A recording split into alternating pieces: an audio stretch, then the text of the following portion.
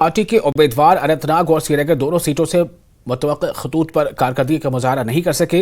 Party के general secretary विजय बकाया ने एतराफ किया कि बीजेपी के साथ खुलेआम गठजोड़ ने दरअसल पार्टी को बैकफायर किया और पार्टी को नुकसान पहुंचाया। बकाया ने कहा कि कश्मीर के वोटरों ने अपनी पार्टी के हक में वोट नहीं दिया क्योंकि वो बीजेपी के साथ अपनी पार्टी के करीबी ताल्लुकात रखने की वजह से पार्टी से खुश नहीं थे। ताहम उन्होंने यकीन दिलाया कि पार्टी रहनुमा बैठकर आने वाले असेंबली इंतखाबात के सिलसिले में इस्लाही इक़दाम करेंगे। आप इस इलेक्शन जो हुए हैं और आपकी पार्टी ने 2 सीटों पे चुनाव लड़ा था, आप क्या अपनी परफॉर्मेंस से सेटिस्फाई हैं? अगर नहीं है तो क्या आपको लगता है कि यहाँ पे कमियां रह गई? देखिए, सबसे पहले तो मैं ये कहूँगा कि जब पार्टी बनी, अपनी पार्टी, और अल्ताफ साहब ने इसको संभाला और इसको आगे चलाने की कोशिश की, तो सबसे बड़ा था कि एक नया नैरेटिव क्रिएट किया जाए। और नैरेटिव लोगों के लिए क्रिएट किया गया कि साहब, हमें डेमोक्रेटिक प्रोसेस में जब तक हम इन्वॉल्व नहीं होंगे और जब तक हम ये नहीं मानेंगे कि हम हिंदुस्तान के साथ ही हमारा ताल्लुक़ रहेगा हमेशा, तो हमारा मुस्तकबिल ठीक नहीं रहेगा। तो ये नैरेटिव हम चलाते गए 4-5 साल तक। और अब जब इलेक्शन हुआ तो हमारे साथ काफ़ी लोग थे। अल्ताफ साहब के जलसों में बहुत सारे लोग आते थे, अपनी पार्टी के बाकी लीडरों के जलसों में बहुत आते थे।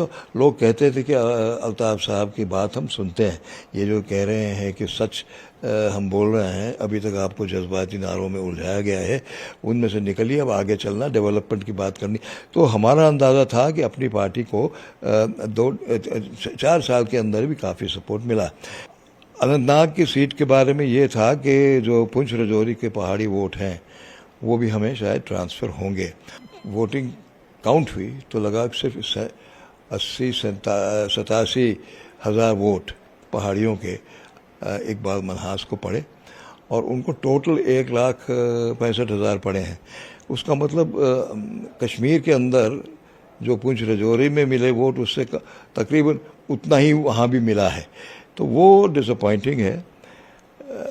लेकिन कहीं ना कहीं देखिए, आप जानते हैं, जब से हम बने हैं तब से हम पे तोहमत लगी है कि हम बीजेपी के बी टीम हैं। और इस बार तो उनको पता ही लग गया लोगों को कि इनको सपोर्ट अगर कर रहे हैं कोई अनंतनाग में तो बीजेपी कर रही। तो मैं समझता हूँ वो भी एक रीज़न होगा जिसकी वजह से हमको वहाँ के लोकल लोगों ने ज़्यादा वोट नहीं दिए। श्रीनगर में तो उससे भी बुरा हाल है। श्रीनगर में बुरा हाल है। वहाँ पे भी हमें इत्मीनान था कि जो एक ब्लॉक वोट है ज़रीबल का, ख़ास तौर से जो एक ब्लॉक वोट है शिया कम्युनिटी का, उसके जो हैं लीडर सज्जाद लोन साहब के हैं, तो वो वोट हमें मिलेंगे। अशरफ मीर साहब को मिलेंगे, वो नहीं मिले, तो वो भी एक डिसअपॉइंटमेंट है। और दूसरी तरफ जो है आगा रोहल्ला साहब के अपने बड़गाम के वोट जो है, उनका ब्लॉक वोट है, वो बड़गाम के हैं, बड़गाम इलाके के हैं, उनको वोट भी मिले। कहीं कहीं तो 400 वोट मिले हैं आपको। हबा कदल की अगर हम बात करें तो 400 वोट उस पर इत्मीनान कर रहे हो आप। आपके जो मियां अल्ताफ बुखारी साहब की अपनी कॉन्स्टिट्यूंसी में मात्र 3,000 वोट। तो कहीं ना कहीं तो बहुत जबरदस्त डिसमल परफॉर्मेंस। मुझे आप बताइए, आप सेटिस्फाई हैं क्या आपको लगता है कि आपने अच्छा किया? नहीं, जब कोई हार जाए इलेक्शन में तो सेटिस्फाइड तो होता नहीं।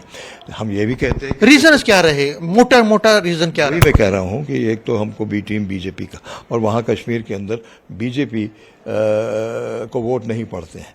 तो जब हम पे ये तोहमत लगी, हालांकि अल्ताफ साहब ने सीधा, आपको लगता है कि बीजेपी का जिस तरह से आपको ओपन सपोर्ट मिला वो आपको बैकफायर कर गया? मेरी अपनी राय ये है कि वो बैकफायर किया है।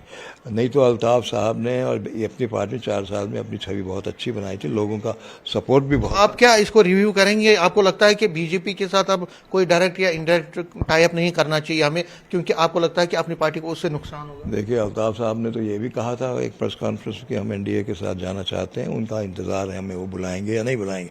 तो इसमें उनके दिमाग में दो राय नहीं है कि हमारा मुस्तकबिल जो है, जो दिल्ली में सरकार है उसके साथ जुड़े रहने में है।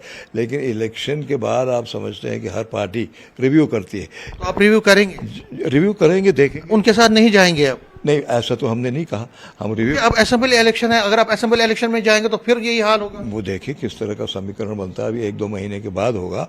लेकिन हम ये ज़रूर करेंगे कि कहीं ऐसा न लगे कि हम कश्मीरी अवाम के मिजाज के खिलाफ। नहीं, आप रहेंगे लेकिन इतना ओपनली उनके साथ उनको नहीं बताएंगे, लोगों को टाइप रखेंगे लेकिन ओपनली लोगों को नहीं बताएंगे। ओपनली तो नहीं बताया, मगर ये जरूर कहा कि हम एनडीए के साथ जाने। मैं कह रहा हूं कि आगे चल के आप दबे दबे में ही अपनी पॉलिटिक्स करेंगे। देखिए, बीजेपी भी चाहती है कि नेशनलिस्ट फोर्सेस कश्मीर में उभरे और हम भी चाहते हैं नेशनलिस्ट फोर्सेस उभरे। लेकिन उन पे तो इल्जाम है कि उन्होंने इंजीनियर रशीद को सपोर्ट किया ताकि उमर अब्दुल्ला को हरा। इल्ज़ाम की बात है, वो तो इंजीनियर रशीद जेल से आगे आए, पता नहीं क्या सोच के आए, तो उन्होंने तो सजाद लोन को भी सपोर्ट किया था।